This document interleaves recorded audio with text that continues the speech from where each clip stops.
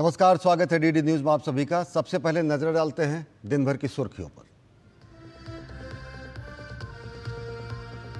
हरियाणा विधानसभा चुनाव में भाजपा के ऐतिहासिक प्रदर्शन के बाद पार्टी मुख्यालय में प्रधानमंत्री नरेंद्र मोदी का भव्य स्वागत।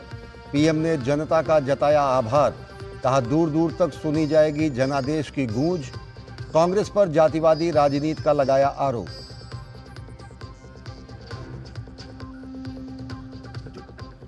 प्रधानमंत्री का कांग्रेस पर अराजकता की राजनीति का आरोप, कहा देश को कमजोर करना चाहती है कांग्रेस। किसानों, दलितों और पिछड़ों को भड़काने के प्रपंचों का किया जिक्र, कहा देश ने पहचाना कांग्रेस का असली चेहरा।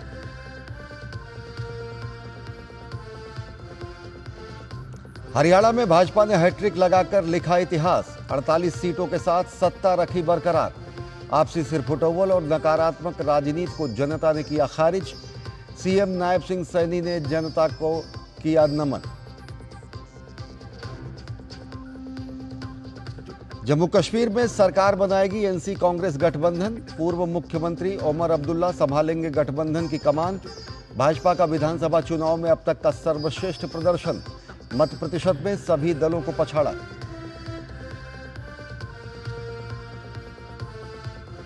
और राष्ट्रपति ने प्रदान किए प्रतिष्ठित राष्ट्रीय फिल्म पुरस्कार। दिग्गज अभिनेता मिथुन चक्रवर्ती को दादा साहेब फाल्के पुरस्कार से किया गया सम्मानित। राष्ट्रपति ने भारतीय सिनेमा के विकास और विमर्श को सराहा।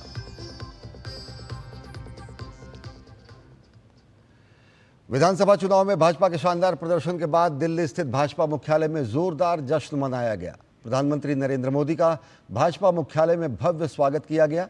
इस अवसर पर पार्टी के राष्ट्रीय अध्यक्ष जेपी नड्डा सहित वरिष्ठ नेता शरीक हुए। प्रधानमंत्री नरेंद्र मोदी ने अपने संबोधन में भाजपा पर विश्वास जताने के लिए जनता का आभार जताया। हम सब ने सुना है, जहां दूध दही का खाना, वैसा है अपना हरियाणा।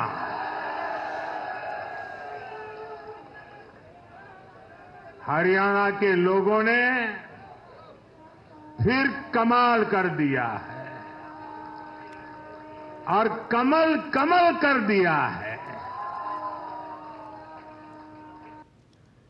प्रधानमंत्री ने हरियाणा को भगवत गीता की धरती बताते हुए कहा कि यहां सत्य, विकास और सुशासन की जीत हुई है। प्रधानमंत्री ने जम्मू कश्मीर में चुनाव को भारत के संविधान की जीत बताया। गीता की धरती पर सत्य की जीत हुई है। गीता की धरती पर विकास की जीत हुई है। गीता की धरती पर सुशासन की जीत हुई है। हर जाति, हर वर्ग के लोगों ने हमें वोट दिया है। साथियों, जम्मू कश्मीर में दशकों के इंतजार के बाद आखिरकार शांतिपूर्वक चुनाव हुए। वोटों की गिनती हुई, नतीजे आए।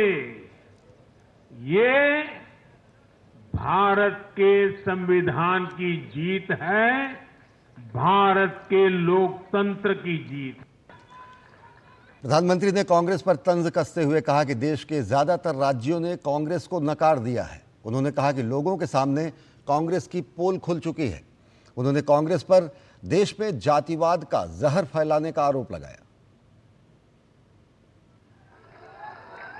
देश के ज्यादातर राज्य के लोगों ने कांग्रेस के लिए नो एंट्री का बोर्ड लगा दिया है। पहले कांग्रेस सोचती थी कि वो चाहे काम करे या न करे, लोग तो उसको वोट देंगे ही। लेकिन अब कांग्रेस की पोल खुल चुकी है, उसका डिब्बा गोल हो चुका है। साथियों, कांग्रेस सत्ता को अपना जन्म सिद्ध अधिकार मानती है। सरकार में ना रहने पर कांग्रेस की हालत जल बिन मछली जैसी हो जाती है। इसलिए वो सरकार में आने के बाद देश को, समाज को भी दांव पर लगाने से नहीं हिचकती। आज पूरा देश देख रहा है कि कैसे कांग्रेस हमारे समाज में जाति का जहर फैलाने पर उतर आई है। जो लोग चांदी नहीं, सोने का चम्मच मुंह में लेकर पैदा हुए, जो लोग पीढ़ी दर पीढ़ी 5 स्टार लाइफ जीते आ रहे हैं, वो गरीब को जाति के नाम पर लड़वाना चाहते हैं। प्रधानमंत्री नरेंद्र मोदी ने कांग्रेस पर देश में अराजकता फैलाने का आरोप लगाया। प्रधानमंत्री ने विभिन्न वर्गों को भड़काने के कांग्रेस के प्रयासों का खास जिक्र किया। कांग्रेस भारत के समाज को कमजोर करके, भारत में अराजकता फैलाकर देश को कमजोर करना चाहती है। इसलिए वो अलग अलग वर्गों को भड़का ही रहे हैं, लगातार आग लगाने की कोशिश कर रहे हैं। देश ने देखा कि कैसे किसानों को भड़काने का प्रयास हुए, लेकिन हरियाणा के किसानों ने उन्हें करारा जवाब दिया कि वो देश के साथ है, वो भाजपा के साथ है। हमारे दलित, ओबीसी साथियों को भड़काने की कितनी ही कोशिशें हुई, क्या क्या प्रपंच नहीं किए गए, लेकिन इस समाज ने भी इस षड्यंत्र को पहचाना और कहा कि वो देश के साथ है, भाजपा के साथ है। इन लोगों ने हमारी सेना को लेकर भी अपप्रचार किए, हमारे नौजवानों को भड़काया। इस साजिश को भी हरियाणा के नौजवानों ने नाकाम कर दिया। प्रधानमंत्री ने देश के खिलाफ षड्यंत्र का आरोप लगाते हुए कहा कि कांग्रेस जैसी राष्ट्रीय पार्टी भी इसमें शामिल है। उन्होंने देशवासियों से आह्वान करते हुए कहा कि वे इसे सफल नहीं होने देंगे। बीते कुछ समय से भारत के विरुद्ध भांति भांति के षड्यंत्र चल रहे हैं। भारत के लोकतंत्र को, भारत के अर्थतंत्र को, भारत के सामाजिक ताने बाने को कमजोर करने के लिए भांति भांति की साजिशें हो रही है, अंतर्राष्ट्रीय साजिशें हो रही है। आज मैं बहुत जिम्मेदारी के साथ मेरे प्यारे देशवासियों से कह रहा हूं कि कांग्रेस जैसी राष्ट्रीय पार्टी और उनके चट्टे बट्टे इस खेमे में शामिल है, इस खेल में शामिल है। देशभक्त हरियाणा ने आज ऐसी हर साजिश को भी मुंह तोड़ जवाब दिया है। भारत और हर भारतीय को संकल्प लेना है कि हम ऐसी किसी साजिश को सफल नहीं होने देंगे। जम्मू कश्मीर के चुनाव को ऐतिहासिक चुनाव बताते हुए प्रधानमंत्री नरेंद्र मोदी ने कहा कि आजादी के बाद कई वर्गों को पहली बार वोट डालने का मौका मिला। जम्मू कश्मीर में इस बार हुआ चुनाव कई मायनों में ऐतिहासिक रहा है।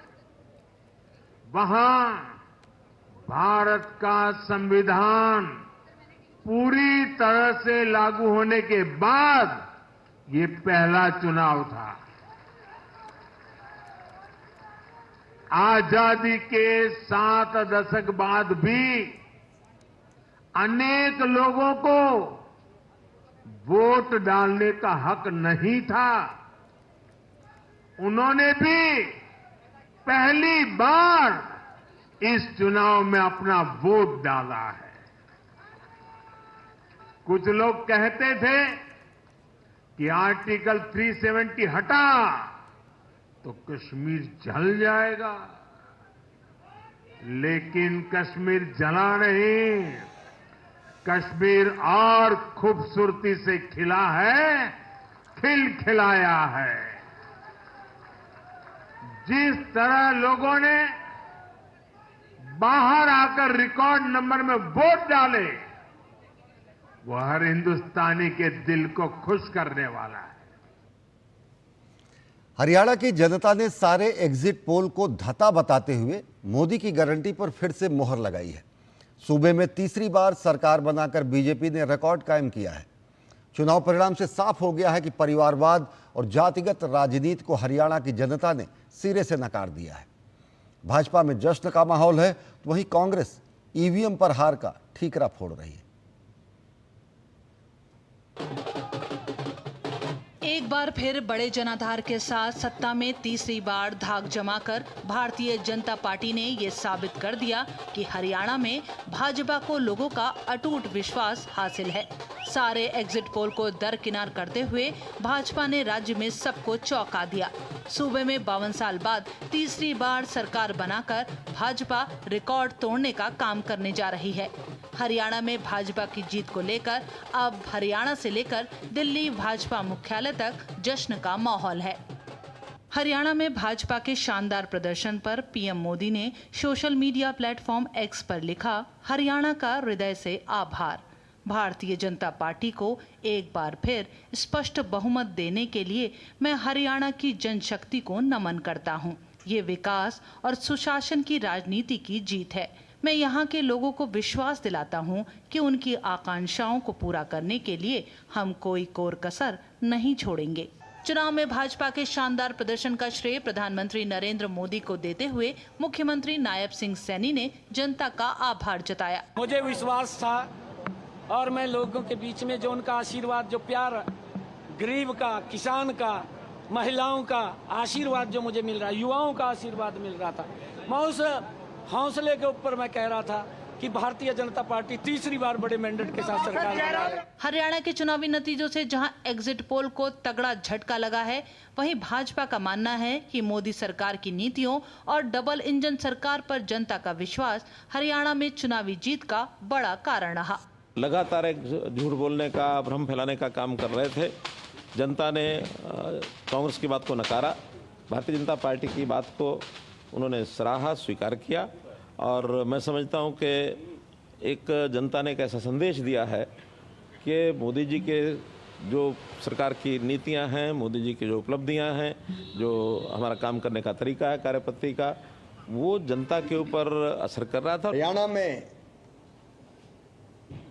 केंद्र की योजनाएं मोदी जी की और राज्य सरकार ने भी जो कल्याण के काम किए, उसका असर साफ नजर आ रहा था और आज परिणामों में प्रकट हो रहा है। एक मोदी सब पर भारी, मोदी की विश्वसनीयता, मोदी जी की आज जनता ने सड़ आंखों लिया है। अफवाह जो कहा जाता है ना, काट के घड़े बार बार नहीं चढ़ते। ये हमको उम्मीद थी। निश्चित रूप से भारतीय जनता पार्टी की पिछले 10 वर्ष की सरकार ने जो काम किया, यशस्वी प्रधानमंत्री के कार्य पद्धति का जो असर पड़ा है, और यही कारण है कि हरियाणा तीसरी बार भारतीय जनता पार्टी की सरकार बनने जा रही है। मैं कह सकता हूं कि आने वाले समय में पूरे देश के अंदर भारतीय जनता पार्टी का, जहां हमारे चुनाव आने वाले हैं, वहां भी मैं कह सकता हूं कि बहुत बड़े बहुमत के साथ भारतीय जनता पार्टी जीतेगी। इनको जनता के नब्ज नहीं पता। मैं पहले दिन कह रहा था कि कांग्रेस साफ होएगी, इनकी दुर्गति होगी।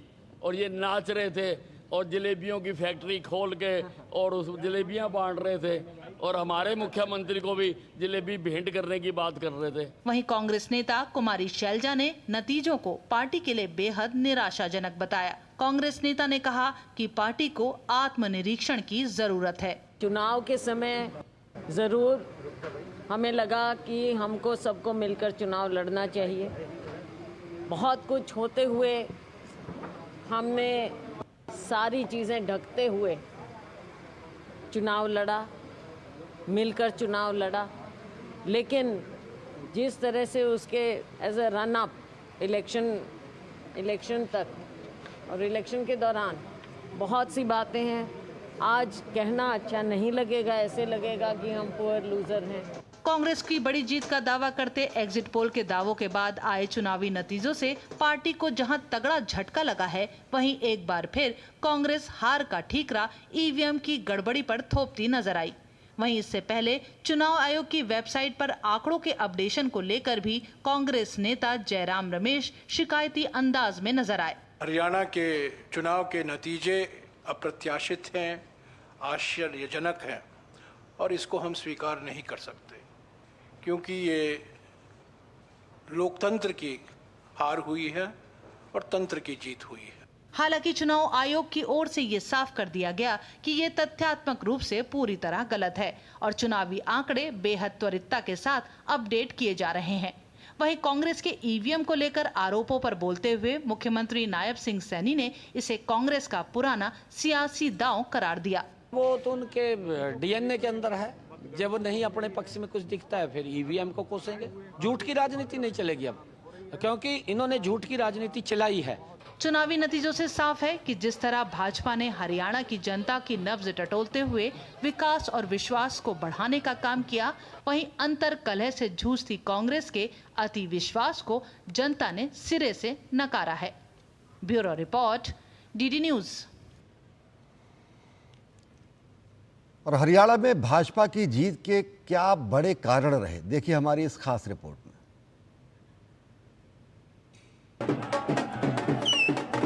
हरियाणा विधानसभा चुनाव में सियासी गणित के उलटफेर और भाजपा की शानदार जीत के पीछे कई कारण हैं। डबल इंजन सरकार पर भरोसा। हरियाणा में भाजपा के शानदार प्रदर्शन का सबसे बड़ा कारण प्रदेश की जनता का प्रधानमंत्री मोदी की नीतियों में विश्वास रहा। भाजपा का संकल्प पत्र, जहां एक तरफ विपक्षी दल प्रदेश में जाति, मजहब, तुष्टीकरण, झूठे मुद्दों पर चुनाव लड़ रहे थे, वहीं भाजपा जनता के बीच विकास के मुद्दे को लेकर आगे गई और भ्रष्टाचार एवं परिवारवाद पर जोरदार हमला किया। विपक्षी दलों के इतर भाजपा ने संकल्प पत्र में भी प्रदेश के हर वर्ग का ध्यान रखा। महिला प्रतिनिधित्व को खास तरजीह। भाजपा शासन में प्रदेश में 31 नए महिला थाना बनाए गए। 24 लाख महिलाओं को मुफ्त गैस कनेक्शन दिए गए। वहीं पंचायती राज संस्थाओं में महिलाओं को 50% प्रतिनिधित्व दिया गया। कांग्रेस की खींचातान। इस बार के चुनाव में भाजपा के इस शानदार प्रदर्शन का एक मुख्य कारण कांग्रेस पार्टी में रही अंदरूनी खींचातान भी है। कुमारी शैलजा की राज्य में टिकट बंटवारे के दौरान अनदेखी और उनके खिलाफ अभद्र टिप्पणी भी एक खास वर्ग में कांग्रेस से नाराजगी का कारण बनी। गैर जाटों का ध्रुवीकरण। हरियाणा में भाजपा की जीत के पीछे गैर जाटों का ध्रुवीकरण को भी बड़ी वजह माना जा रहा है। किसान कल्याणकारी पहल। कांग्रेस के किसान विरोधी आरोपों को धता बताते हुए नायब सिंह सरकार द्वारा 24 फसलों पर एमएसपी लागू करना जीत के बड़े कारणों में माना जा रहा है। अग्निवीर योजना की सार्थकता। अग्निवीर योजना पर कांग्रेस के दुष्प्रचार पर भाजपा सरकार का करारा प्रहार पार्टी के पक्ष में एक बड़ा दांव साबित हुआ, जिसके तहत राज्य सरकार ने युवाओं को रोजगार के अवसर मुहैया कराने का काम किया।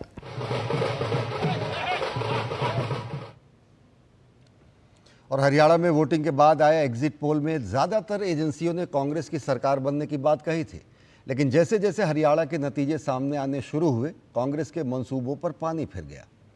हरियाणा में कांग्रेस की हार के क्या रहे बड़े कारण, देखिए हमारी खास रिपोर्ट। मंगलवार को हरियाणा विधानसभा चुनाव की मतगणना जैसे जैसे आगे बढ़ी, स्पष्ट होता चला गया कि राज्य में कांग्रेस पार्टी हार की हैट्रिक लगाने जा रही है। हरियाणा में लगातार तीसरे विधानसभा चुनाव में कांग्रेस की इस हार के पीछे कई कारण रहे। आइए एक नजर डालते हैं कांग्रेस की हार की कुछ प्रमुख वजहों पर। भीषण गुटबाजी। लगातार कई वर्षों से राज्य में कांग्रेस 3 धड़ों में साफ तौर पर बटी हुई है। पूर्व मुख्यमंत्री भूपेंद्र सिंह हुड्डा, सांसद कुमारी शैलजा और रणदीप सिंह सुरजेवाला के अपने अपने खेमे हैं। हुड्डा और शैलजा कैंप के बीच गुटबाजी इतनी अधिक रही कि पार्टी हाईकमान को बार बार सीज फायर कराना पड़ा। अपने पसंदीदा उम्मीदवारों को टिकट न मिलने से नाराज कुमारी शैलजा तो ठीक चुनाव के बीच प्रचार छोड़कर घर में बैठ गईं। बाद में राहुल गांधी को हरियाणा पहुंचकर हुड्डा और शैलजा के मंच पर हाथ मिलवाने पड़े। जाति आधारित वोट बैंक पर निर्भरता। विधानसभा चुनाव में भूपेंद्र सिंह हुड्डा को फ्री हैंड मिलने के बाद कांग्रेस का सारा ध्यान और उम्मीदें जाट वोटों से लगी थीं। जिन अन्य जातियों के साथ आने से लोकसभा चुनाव में पार्टी को फायदा हुआ था, उन्हें भी नजरअंदाज कर दिया गया। एससी मतदाताओं की बड़ी संख्या भी कांग्रेस से छिटक गई, जिसका खामियाजा उसे भुगतना पड़ा। भारी पड़ा दलितों का अपमान। चुनाव के दौरान राज्य की बड़ी दलित नेता कुमारी शैलजा को बहुत नजरअंदाज किया गया। उनकी पसंद के उम्मीदवारों के टिकट काटकर हुड्डा कैंप के लोगों को दे दिए गए। इससे दलितों में कांग्रेस को लेकर अच्छा संदेश नहीं गया। फिर चुनाव के बीच राहुल गांधी ने अमेरिका में आरक्षण खत्म करने वाला बयान दे डाला। भाजपा ने इस बयान को जमकर मुद्दा बनाया और उसकी गूंज नतीजों में सुनी जा सकती है। उम्मीदवारों का चयन। टिकटों के लिए बड़ी संख्या में आवेदनों के बावजूद कांग्रेस को उम्मीदवारों की घोषणा में पसीने आ गए। पार्टी के राज्य नेतृत्व की गुटबाजी की वजह से सर्वसम्मत उम्मीदवार को उतारना आसान नहीं रहा। हालत ये हुई कि उम्मीदवारों के नाम 8 सूचियों में घोषित किए जा सके और कई उम्मीदवार तो नामांकन की समय सीमा खत्म होने के 1-2 दिन पहले ही तय हुए। इंडी का बिखराव। हरियाणा चुनाव में इंडी गठबंधन बुरी तरह से बिखरा नजर आया। लोकसभा चुनाव में एक साथ दिखने वाले दल विधानसभा चुनाव में एक दूसरे के खिलाफ ताल ठोकते दिखाई दिए।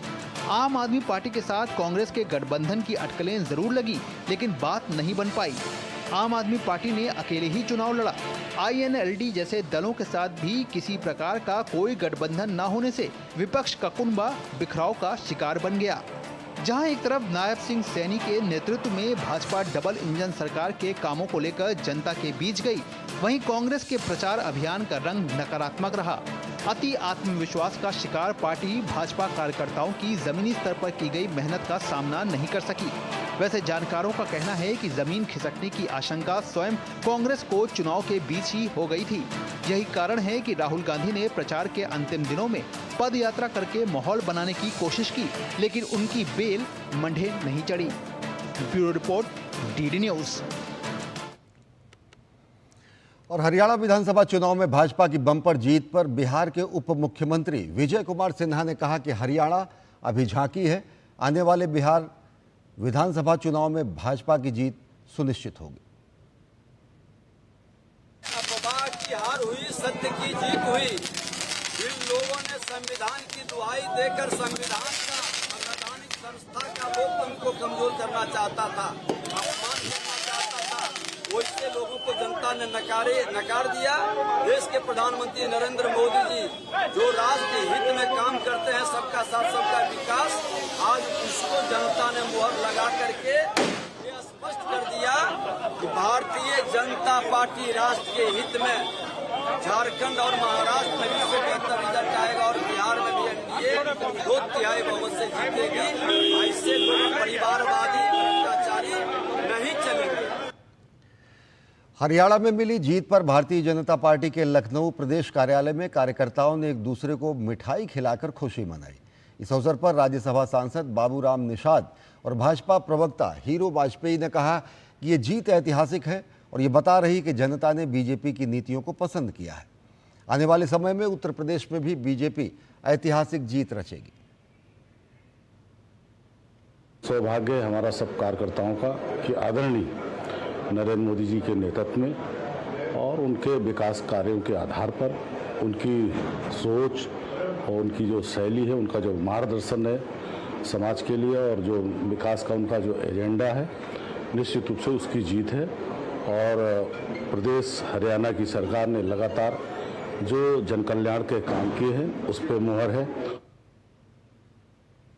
जनता ने वो निर्णय किया है जिसने सारे आंकड़ों को धूल-धूसरित किया है। हमारे केंद्रीय नेतृत्व को, हमारे प्रदेश नेतृत्व में जनता ने अपना विश्वास जमाया है। और जो तमाम तरह के आंदोलन लोग बताते थे कि हरियाणा से निकल रहे हैं और ये आंदोलन देश में क्रांति लाएंगे, मुझे लगता है ये आंदोलन एक तरह के कृत्रिम आंदोलन थे, कुछ लोगों के आंदोलन थे। इससे हरियाणा की संपूर्ण जनता का कोई लेना देना नहीं था। तो मुझे लगता है जनता ने भारतीय जनता पार्टी के नेतृत्व, भारतीय जनता पार्टी की नीतियां, भारतीय जनता पार्टी के कार्यकर्ताओं का सहयोग किया और ये एक ऐतिहासिक जीत है भारतीय जनता पार्टी की। हरियाणा चुनाव में जीत के बाद लखनऊ में भाजपा प्रदेश कार्यालय पर कार्यकर्ताओं ने जमकर जश्न मनाया। कार्यकर्ताओं ने एक दूसरे को मिठाई खिलाई, ढोल नगाड़े बजाकर खुशी जताई। जायजा लिया हमारे संवाददाता विकास सिंह ने।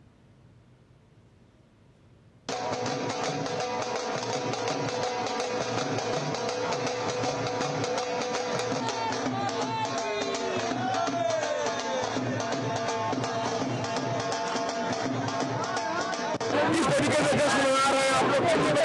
बहुत ही खुशी हो रही है। हम लोग जीत की इतनी खुशी है कि जिसकी कोई हिसाब नहीं है। सभी बहनों का मेहनत रंग लाया है और इसके लिए भाजपा सरकार को बहुत बहुत आभार व्यक्त करते हैं, बहुत बहुत धन्यवाद देते हैं। बहुत खुशी हो रही है और खास करके महिलाओं का जो मोदी जी के लिए साथ है वो सबसे बड़ी जीत है।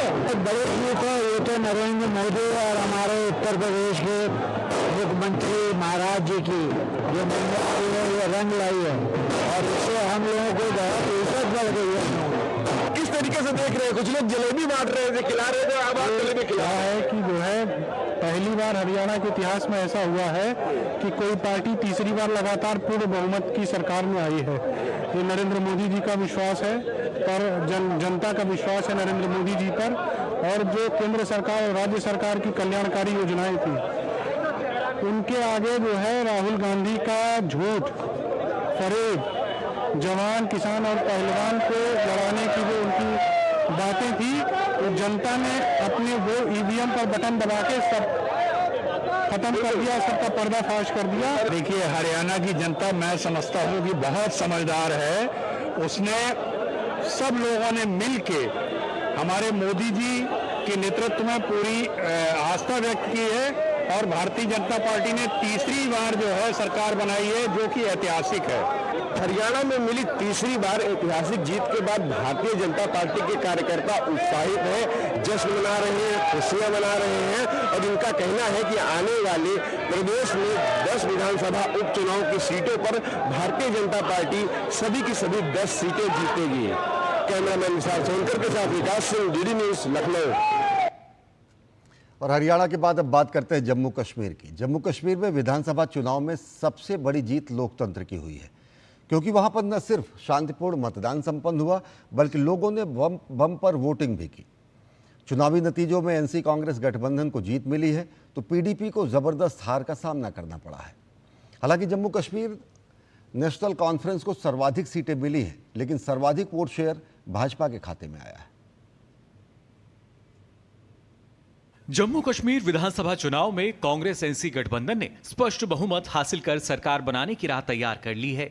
एक और जहां जम्मू कश्मीर नेशनल कॉन्फ्रेंस को सर्वाधिक सीटें मिली, वहीं सर्वाधिक वोट शेयर भाजपा के खाते में आया। भाजपा ने सीटों की संख्या के हिसाब से भी अपना सर्वश्रेष्ठ प्रदर्शन किया। कांग्रेस और एनसी गठबंधन ने कश्मीर घाटी में अपना दबदबा दिखाया, साथ ही जम्मू में भी अच्छा प्रदर्शन किया। उधर भाजपा ने जम्मू में तो अपनी दमदार मौजूदगी साबित की ही, साथ ही घाटी में भी उसके लिए जन समर्थन में इजाफा साफ देखा जा सकता है। नतीजों की बात करें तो नेशनल कॉन्फ्रेंस को 42, भाजपा को 29, कांग्रेस को 6, पीडीपी को 3, जेकेपीसी को 1, सीपीआईएम को 1 और आम आदमी पार्टी को 1 सीट मिली, जबकि 7 सीटें निर्दलीय के खाते में गईं। जम्मू कश्मीर चुनाव में मत प्रतिशत के मामले में भाजपा का प्रदर्शन शानदार रहा। वोटों में हिस्सेदारी की बात करें तो भाजपा को 25.64% मत मिले। पिछले विधानसभा चुनाव की तुलना में भाजपा ने अपना मत प्रतिशत लगभग 3% बढ़ाया है।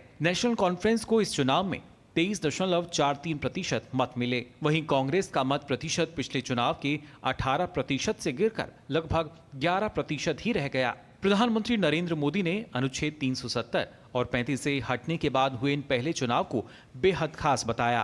पीएम ने भारी मतदान प्रतिशत को लोगों के जमहूरियत में विश्वास का प्रतीक बताया। पीएम मोदी ने जम्मू कश्मीर नेशनल कॉन्फ्रेंस को चुनाव में अच्छे प्रदर्शन के लिए बधाई भी दी। पीएम ने चुनाव में भाजपा के प्रदर्शन की सराहना करते हुए कहा कि मुझे जम्मू कश्मीर में भाजपा के प्रदर्शन पर गर्व है। मैं उन सभी को धन्यवाद देता हूं जिन्होंने हमारी पार्टी को वोट दिया और हम पर भरोसा जताया। मैं लोगों को आश्वस्त करता हूं कि हम जम्मू कश्मीर के कल्याण के लिए काम करते रहेंगे। मैं हमारे कार्यकर्ताओं के मेहनती प्रयासों की भी सराहना करता हूं। वहीं केंद्रीय गृह मंत्री अमित शाह ने 1987 के विधानसभा चुनाव में कांग्रेस द्वारा खुलेआम धांधली की याद दिलाई। अमित शाह ने कहा, पारदर्शी और शांतिपूर्ण चुनाव के साथ उसी कश्मीर घाटी में अब लोकतंत्र फिर से जीवित हुआ। अमित शाह ने कहा कि प्रधानमंत्री जी के नेतृत्व में भाजपा जम्मू कश्मीर के विकास और सुरक्षा के लिए संकल्पित है। जम्मू कश्मीर को आतंक मुक्त बनाकर देश के अन्य हिस्सों की तरह इसे विकसित बनाना भाजपा की सर्वोच्च प्राथमिकता है। भाजपा का कहना है कि चुनाव में उसे मिला भारी जन समर्थन कार्यकर्ताओं की मेहनत और सरकार की अच्छी नीतियों का परिणाम है। प्रधानमंत्री मोदी जी के नेतृत्व में जिस प्रकार के एक इंक्लूसिव अप्रोच अपनाई गई पहली बार जम्मू कश्मीर में, जिस तरह के विकास के कार्य हुए, जिस तरह से पिछली कमियों की पूर्ति की गई, जिस तरह से संतुलित विकास हुआ, संतुलित वितरण हुआ साधनों का, चाहे वो जम्मू संभाग था चाहे कश्मीर का संभाग था, और जिस प्रकार से जात मजहब धर्म की राजनीति से ऊपर उठ करके, वोट बैंक की राजनीति से ऊपर उठ करके एक समान विकास हुआ है। एनसी कांग्रेस गठबंधन की जीत पर दोनों ही दल गदगद हैं। नेशनल कांग्रेस ने जीत के लिए जनता को धन्यवाद किया। एनसी के नेता फारूक अब्दुल्ला ने घोषणा की कि नई सरकार का गठन उनके बेटे उमर अब्दुल्ला के नेतृत्व में होगा। उमर इससे पहले भी मुख्यमंत्री रह चुके हैं। काम बहुत कर रहे हैं, मुश्किलात दूर कर रहे हैं। यहाँ पे जो बेकारी है उस बेकारी को दूर करना है, बेरोजगारी को दूर करना है, यहाँ पे जो महंगाई है उसकी तरफ देखना है। उमर अब्दुल्ला बनेगा चीफ मिनिस्टर। चुनाव में बड़ा झटका पीडीपी को लगा है। पूर्व मुख्यमंत्री महबूबा मुफ्ती की बेटी इल्तिजा मुफ्ती श्रीगुफवारा बिजबिहारा से चुनाव हार गई हैं। अब देखना ये होगा कि एनसी कांग्रेस का गठबंधन कितना चल पाएगा और पीडीपी जैसे दल अपनी राजनीति को फिर से खड़ा करने के लिए क्या प्रयास करेंगे। जम्मू में जहां पर बीजेपी अपनी स्थिति को मजबूत रखने में सफल साबित हुई है, वहीं पर अगर हम नेशनल कॉन्फ्रेंस की बात करते हैं तो कश्मीर में लोगों का समर्थन नेशनल कॉन्फ्रेंस के हिस्से आया है। लेकिन गठबंधन के सहयोगियों ने अभी भी मुख्यमंत्री पद के चेहरे पर अपना समर्थन नहीं जताया है। तो कौन बनेगा मुख्यमंत्री, इस पर जो प्रश्न चिन्ह है अभी तक बाकी है, सवाल अभी बाकी है। रमा त्यागी, टीजी न्यूज़, श्रीनगर। हरियाणा की गुरुग्राम सीट से भाजपा के मुकेश शर्मा ने बाजी मारी है और 70,000 से अधिक वोटों से जीत दर्ज की है। मुकेश शर्मा ने कांग्रेस की तमाम चुनौतियों को परास्त करते हुए जीत हासिल की। जीत के बाद उनके समर्थकों ने जमकर जश्न मनाया। हमारे संवाददाता मुकेश शुक्ला ने जायजा लिया। तो गुड़गांव विधानसभा सीट से मुकेश शर्मा ने बाजी मारी है। 70,000 वोटों से वो ये चुनाव जीत गए। आप मेरे पीछे ठीक देख सकते हैं, ये मुकेश शर्मा का काफिला है जो यहाँ पर जीत का परचम लहराते हुए भारतीय जनता पार्टी की तरफ से बाहर निकला है। और अभी इनका देखिए कितना भव्य स्वागत किया जा रहा है। इनके जो प्रशंसक हैं, इनके जो समर्थक हैं, भारतीय जनता पार्टी के जो समर्थक हैं, कितने जोश में लबरेज हैं। और ये दिखाता है, इनके चेहरे पर सुकून दिखाता है कि कितनी कांटे की टक्कर थी, बावजूद उसके किस तरह से मुकेश शर्मा ने यहाँ पर बाजी मारी। और ये पूरा का पूरा जो माहौल है ये अपने आप में खुशी बयां करने के लिए काफी है। और मुकेश शर्मा की इस जीत पर उनसे जानने की कोशिश करेंगे। आप सबके यहाँ पर इतना बड़ा प्यार आशीर्वाद मिला, हरियाणा की सबसे बड़ी जीत हुई है, इसके लिए आप सबका बहुत बहुत धन्यवाद। और जम्मू कश्मीर हरियाणा विधानसभा चुनाव के नतीजे अब घोषित हो चुके हैं। मतगणना के दिन सुबह से ही जहां दूसरे चैनलों ने अविश्वसनीय आंकड़े दिखाना शुरू किए, तो वहीं डीडी न्यूज़ ने धैर्य के साथ सटीक रुझान दिखाया और यही रुझान नतीजों के साथ सही साबित हुए। डीडी न्यूज़ एक बार फिर दर्शकों के भरोसे पर खरा उतरा है।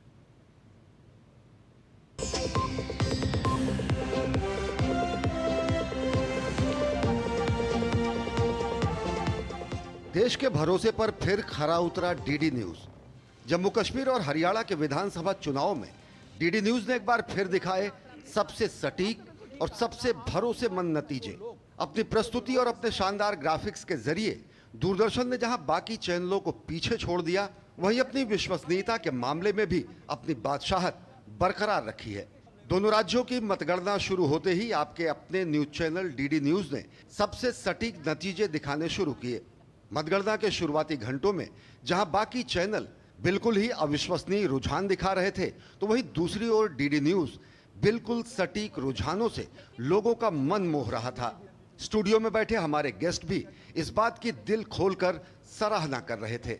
हमारे नेताओं ने और कुछ ना भी सही, अगर दूरदर्शन को देखकर ही कोई रणनीति या कूटनीति बनाई होती तो निश्चित तौर पर आज दूरदर्शन का नाम आपने क्यों लिया? दूरदर्शन को देख के क्यों आपने कहा विजय भाई? मैं उसका कारण ये मानता हूं कि भाई आप अन्य चैनलों से बिल्कुल भिन्न हैं, तो कहीं ना कहीं जो सच्चाई है वो आपके यहाँ ज़्यादा दिखाई देती है जी। क्योंकि कोई हमारा पक्षधर हो सकता है, कोई विरोध में हो सकता है, लेकिन आज भी दूरदर्शन को लेकर एक थोड़ी मान्यता है कि अभी बैलेंस तरीके से दूरदर्शन चलता है।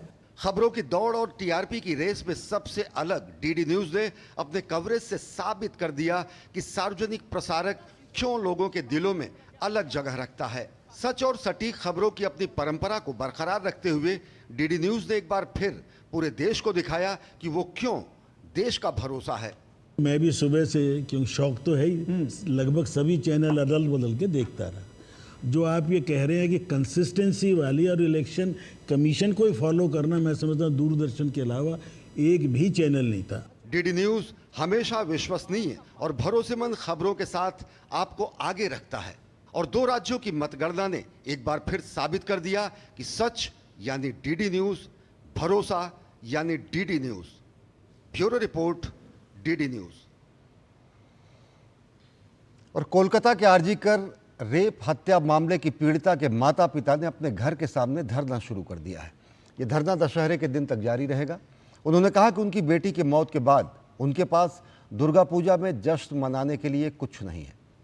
प्रदर्शन के जरिए वे अपनी बेटी के लिए न्याय की अपील करने के साथ साथ प्रदर्शनकारी डॉक्टरों के प्रति एकजुटता दिखा रहे हैं। और देश में त्योहारों के सीजन की शुरुआत हो गई है। ऐसे में भारतीय रेल ने ट्रेन से सफर को आसान बनाने के लिए बड़ी सौगात दी है। दीपावली और छठ पूजा के मौके पर लोगों को उनके घरों तक सुरक्षित पहुंचाने में किसी तरह की कोई परेशानी न हो, इसलिए भारतीय रेल ने ट्रेनों में कोच की संख्या बढ़ा दी है। रेल मंत्री अश्विनी वैष्णव ने इस बात की जानकारी दी। रेल मंत्री ने कहा कि आगामी त्योहारी सीजन में 108 ट्रेनों में जनरल कोच बढ़ाए गए हैं। छठ पूजा और दीपावली स्पेशल ट्रेनों के लिए 12,500 कोच मंजूर किए गए हैं। 2024-25 में आज तक कुल 5,975 ट्रेनें अधिसूचित की गई हैं। इससे 1 करोड़ से अधिक यात्रियों को पूजा की भीड़ के दौरान घर जाने की सुविधा मिलेगी। 2023-2024 में त्योहारी सीजन के दौरान कुल 4,429 विशेष ट्रेनें चलाई गई थी। और केंद्रीय वित्त मंत्री निर्मला सीतारमण ने मुंबई में फाइनेंशियल एक्सप्रेस इंडिया के सर्वश्रेष्ठ बैंक पुरस्कार समारोह में विभिन्न श्रेणियों के विजेताओं को पुरस्कार प्रदान किए।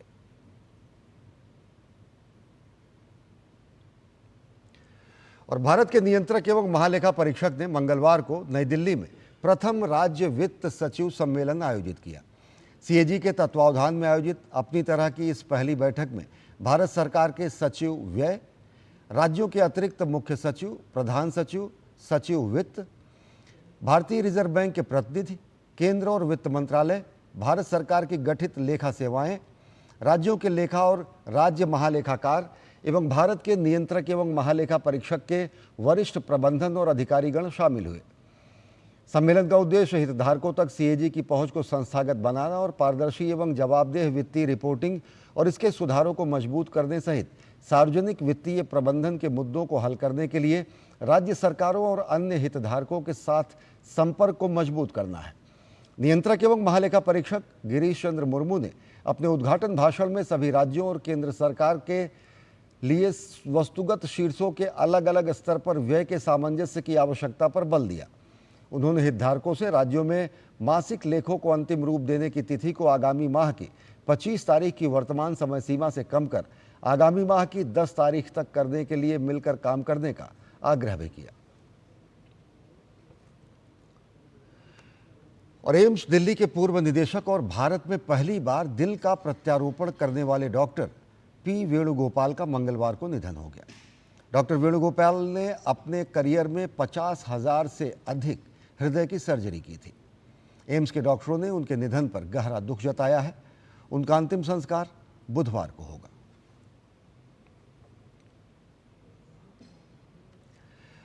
और जर्मन चांसलर ओलाफ शोल्ज इस महीने के अंत में भारत के दौरे पर आने वाले हैं। भारत में जर्मन राजदूत फिलिप एकरमैन ने दौरे के बारे में जानकारी देते हुए बताया कि चांसलर के साथ 8 मंत्री भी आएंगे। जर्मनी के कई उच्च स्तरीय सीईओ भी भारत दौरे पर होंगे। So basically what we are going to have is a kind of a German Mahotsav, I would say. In end of October, we'll have the intergovernmental consultations where indeed the Chancellor and 7 ministers will travel, or 8, I think 8 ministers will travel to Delhi. We have at the same time the Asia Pacific Conference of the German business, and we'll have a lot of very, very high-ranking German CEOs coming to Delhi in order to discuss German business in India and Asia. And then we have also a frigate coming with a provision ship into Goa. So basically second half of October will be very, very German, and I'm very happy to receive so many different German elements. इस वर्ष भौतिक विज्ञान का Nobel पुरस्कार John हॉफील्ड और जियोफ्री Hinton को प्रदान किया जाएगा। इसका ऐलान royal Swedish academy of sciences ने स्टॉकहोम, स्वीडन में की। इस साल के नोबेल पुरस्कार विजेताओं ने फिजिक्स के उपकरणों का उपयोग कर उन विधियों का विकास किया है जो आज की शक्तिशाली मशीन लर्निंग का आधार है। जॉन हॉफील्ड ने एक एसोसिएटिव मेमोरी बनाई है जो डेटा में तस्वीरों और अन्य पैटर्न को संग्रहित और पुनर्निर्मित कर सकती है। वहीं दूसरी ओर जियोफ्री हिंटन ने एक ऐसी विधि का आविष्कार किया है जो स्वतः डेटा में गुणों की पहचान कर सकती है। और मंगलवार को दिल्ली में विज्ञान भवन में 70वें राष्ट्रीय फिल्म पुरस्कारों का भव्य आयोजन हुआ। राष्ट्रपति द्रौपदी मुर्मू ने वर्ष 2022 के लिए 70वें राष्ट्रीय फिल्म पुरस्कार प्रदान किए। समारोह में एक भारत श्रेष्ठ भारत की खूबसूरत झलक देखने को मिली।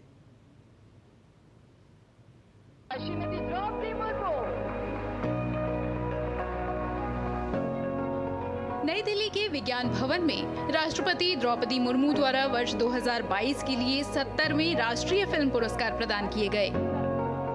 राष्ट्रीय फिल्म पुरस्कारों के सबसे प्रतिष्ठित पुरस्कारों में से एक दादा साहेब फाल्के पुरस्कार है। विख्यात अभिनेता मिथुन चक्रवर्ती को दादा साहेब फाल्के सम्मान से नवाजा गया।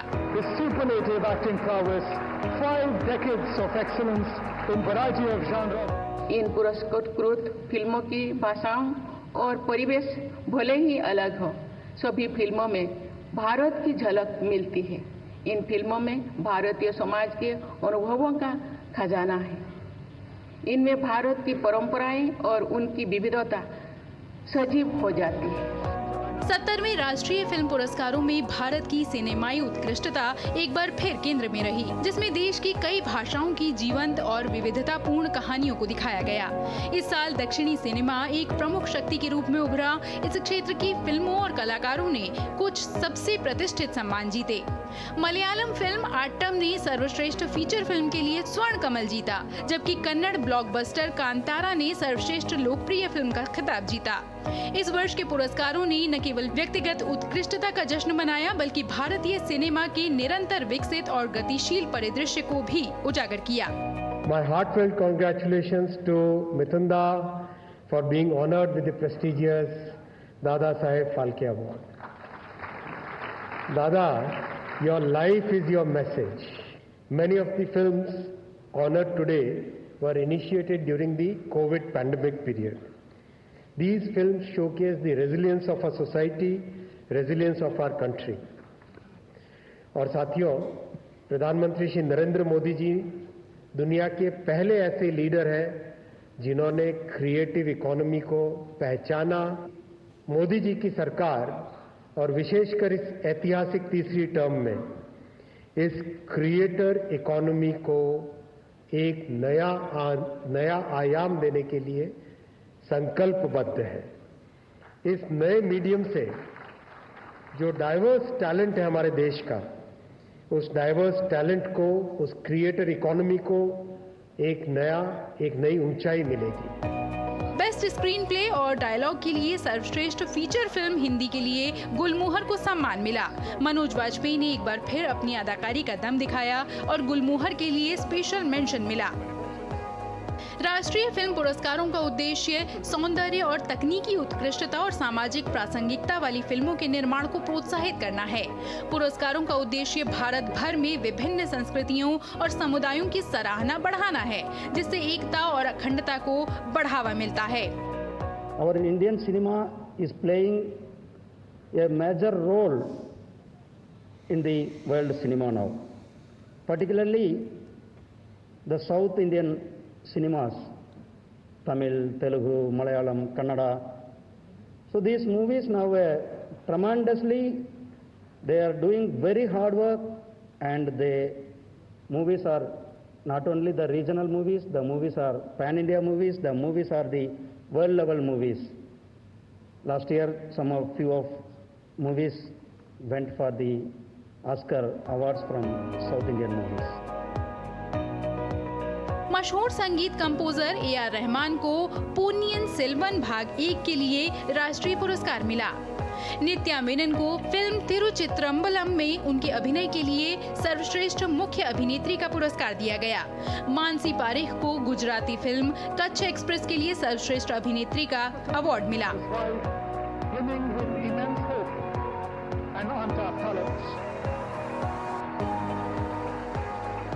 ब्रह्मास्त्र भाग 1 के लिए प्रीतम को सर्वश्रेष्ठ संगीत निर्देशक का पुरस्कार दिया गया। सिनेमा पर सर्वश्रेष्ठ पुस्तक का पुरस्कार अनिरुद्ध भट्टाचार्य और पार्थिव धर द्वारा लिखित Kishore Kumar the ultimate biography को दिया गया। मैं बहुत शिकायत करता था भगवान से, बहुत, क्योंकि my life is not on platter. जो कुछ भी मुझे मिला है स्ट्रगल करके मिला है। I didn't get it just like that. तो मैं भगवान से कहता था, तूने नाम दिया, शोहरत दी, फिर इतनी तकलीफ क्यों दे रहा है? हर चीज में क्यों तकलीफ दी? बहुत शिकायत करता था। तो एक दिन मैं ऐसे ही सोच रहा था कि शायद यही तरीका होगा, लेकिन नहीं, ऐसा तरीका नहीं था। आज ये अवार्ड मिलने के बाद मैं शिकायत करना छोड़ दिया। इन पुरस्कारों ने विभिन्न भाषाओं, संस्कृतियों, विविधताओं, विषयों और दृष्टिकोणों के सिनेमा को एक समान मंच प्रदान किया, जहां भारत की सभी रचनात्मक ऊर्जाएं कलात्मक उत्कृष्टता की एकीकृत भाषा बोलने के लिए एकत्रित होती हैं। पिछले कुछ वर्षों में भारतीय सिनेमा ने एक उल्लेखनीय विकास देखा है, जिसमें क्षेत्रीय फिल्मों को उनकी कलात्मक प्रतिभा के लिए मान्यता मिली है। ऐसे उदाहरण ये भी साबित करते हैं कि राष्ट्रीय फिल्म पुरस्कार विचारों, रचनात्मकता और प्रतिभा को एक साथ लाने के लिए एक महत्वपूर्ण साधन के रूप में काम करते हैं। भारत की इन खूबसूरत कहानियों को मिला ये राष्ट्रीय सम्मान भारतीय सिनेमा के लिए सफलता के नए आयाम स्थापित कर रहा है। जया सिन्हा और शहला नेगैर की रिपोर्ट, टीडी न्यूज। और शारदीय नवरात्र का आज छठा दिन था। मां दुर्गा के छठे रूप मां कात्यायनी की विशेष रूप से आज पूजा अर्चना की गई। देश भर में मां दुर्गा के शक्ति रूपों की आराधना की जा रही है। देखिए हमारी खास रिपोर्ट।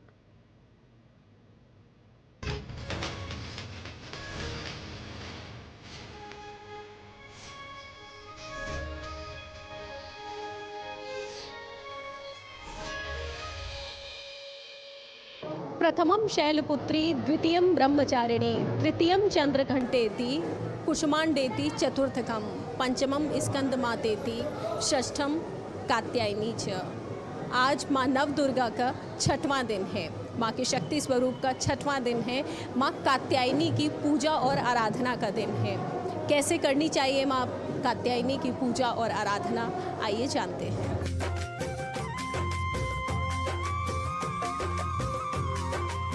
चंद्रहास उज्ज्वलकरा शार्दूल वरवाहना कात्यायनी शुभम दद्याद देवी दानव घातिनी। नवरात्रि के छठवें दिन मां कात्यायनी के स्वरूप की पूजा अर्चना की जाती है। मां कात्यायनी मां दुर्गा के 9 शक्ति स्वरूपों में से एक हैं।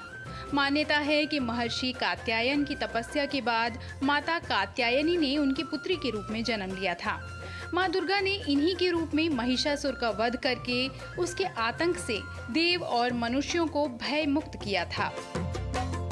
भगवती माँ कात्यायनी समस्त सृष्टि की कल्याण करने वाली भगवती महर्षि कत के यहाँ अवतरित हुए और कात्यायनी ऋषि ने माँ भगवती का पहले पूजन किया और माँ भगवती ने महर्षि के यहाँ पुत्री रूप में अवतरित हुई थी, पुत्री रूप में, और उन्हें महर्षि कात्यायन ने पूजन किए थे। अतः माँ का नाम कात्यायनी पड़ा। माँ कात्यायनी जय दीप्यमान भगवती, माँ का पूजन करने से कभी आपको भय नहीं होगा, भय से मुक्त रहेंगे। माँ कात्यायनी का स्वरूप स्वर्ण के समान चमकीला है, जो भक्तों के जीवन में सदैव रोशनी प्रदान करता है। माँ की 4 भुजाएं हैं, जिनमें माता के तलवार, कमल, अभय मुद्रा और वरदान मुद्रा धारण की हुई हैं। मान्यता है कि माता कात्यायनी को लाल रंग सर्वाधिक पसंद है। माता कात्यायनी की पूजा करने से पहले माँ के बारे में ध्यान करें, हाथ में फूल लेकर संकल्प करें। इसके बाद फूल माँ को अर्पित करें। फिर कुमकुम, अक्षत, फूल आदि और 16 श्रृंगार माता को अर्पित करें। उसके बाद उनके प्रिय भोग शहद माँ को अर्पित करें और मिठाई इत्यादि से भी भोग लगाएं। दीप जलाकर माँ की आरती करें और दोनों हाथ जोड़कर माँ को नमन करें। कहते हैं सच्चे मन से माँ कात्यायनी की पूजा करने से भक्तों को सुख, समृद्धि और यश की प्राप्ति होती है। साथ ही ये भी मान्यता है कि जो भी कुंवारी कन्या माँ कात्यायनी की पूरी श्रद्धा भाव से विधिवत पूजा अर्चना करती है, उसे मन चाहे वर की प्राप्ति होती है।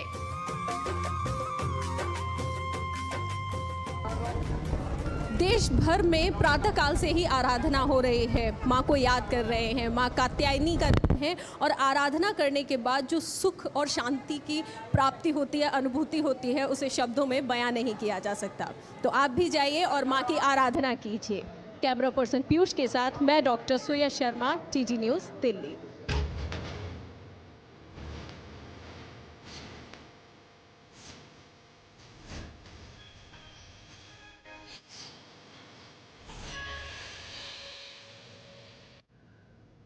तो देश भर में चल रहा है माँ दुर्गा के शक्ति स्वरूपों की आराधना का महापर्व नवरात्र। तो बुलेटिन में फिलहाल इतना ही। देश और दुनिया की ताज़ा तरीन खबरों के लिए देखते रहिए डीडी न्यूज़।